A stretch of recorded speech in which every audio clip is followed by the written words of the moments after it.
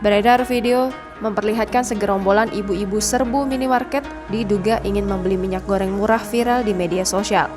Minimarket itu sampai terpaksa tutup karena antrian ibu-ibu yang membludak hingga petugas kewalahan. Video tersebut diunggah oleh akun Instagram @memomedsos pada Sabtu 5 Maret 2022.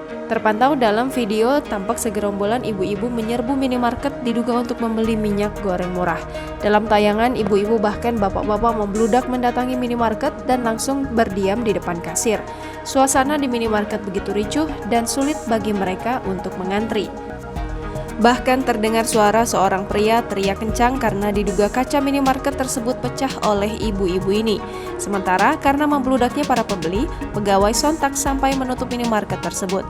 Pegawai minimarket juga tampak kesulitan menutup toko karena ricuhnya ibu-ibu yang ingin membeli minyak goreng murah itu.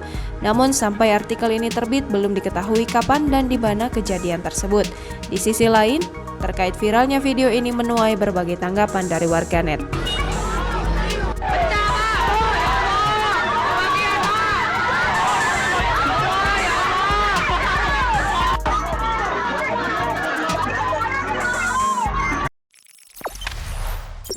Jangan lupa subscribe, share, komen, dan like ya!